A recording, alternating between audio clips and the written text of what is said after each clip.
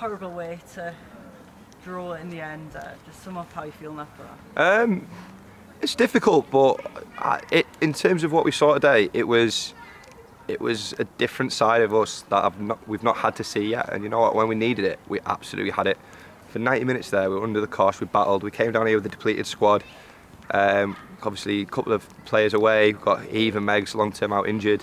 And it's a tough away day. It's like, obviously, it's a big pitch. These guys are well backed in terms of financial side of it and all that kind of things, and the way that they're set up. But we came down here to do a job, and obviously Zoe got the goal early in the first half, and then we knew it was going to be a battle because we knew what they're all about, and we stood firm for 95 minutes. And then it's frustrating because I think it's another game where we should have had a red card for their team, and it didn't happen. Kind of officials saying they didn't see it, but it's right in front of the liner, and that happens to be the girl who then wins and takes the free kick, which gets them the goal at the end. But we focus on what we control, and in terms of the spirit and the resilience of the lasses, it was absolutely first class.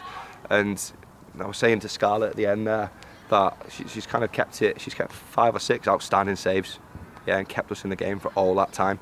And then Monica as well at centre back was absolutely phenomenal. But then everywhere across the pitch, everyone's putting the bodies to the line, and I lost count how many blocks Jazz put in. And all in all, yeah, it's disappointing not to come away with 3. But at the start, we did took a point, and in the end, we've really worked hard for it.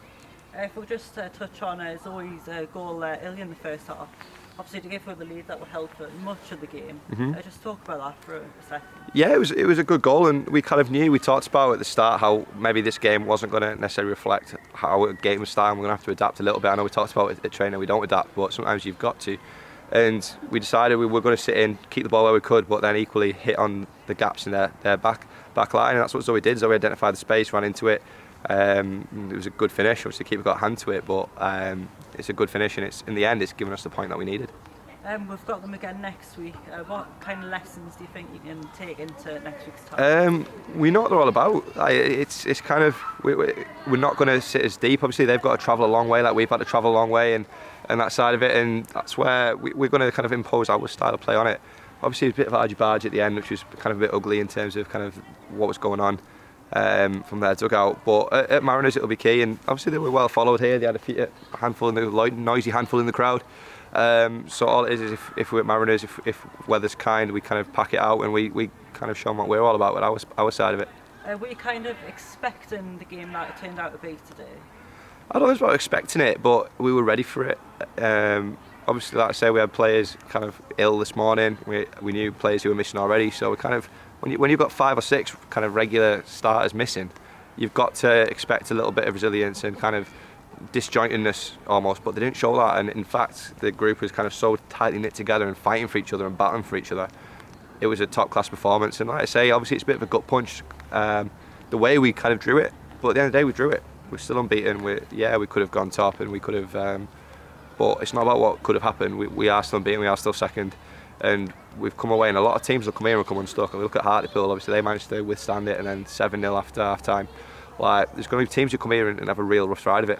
We've come down and got a point, and we've got to obviously take that back to our place. Like you've mentioned, a well supported crowd out there. Next week, do you think that'll matter quite a lot for us to get a strong performance out there? 100%. We need to replicate that, and we need to kind of bring our atmosphere and our fans that come down, and they do that. Obviously we've had 2 games, we've had about 250 kind of last one, and they're a loud crowd. We just need to get people down, obviously enjoy the beers, enjoy the hospitality, and then hopefully enjoy a good game of football between 2. Like, don't take it away, it's 2 good sides, and I'm sure they'll be up there hopefully with us towards the end of the season as well. Do you think we're going to try and impose a bit more of the ball this time next week? Hopefully we'll look at the tape and we'll have a look at see kind of where we could have kept the ball better or not kept the ball better. But this was a 95-minute defensive kind of masterclass from our point of view. Game management was perfect, like I say, other than a kind of the goal at the end. But at our place we'll impose ourselves more, and it might be the other way around then when they've got the back foot a little bit.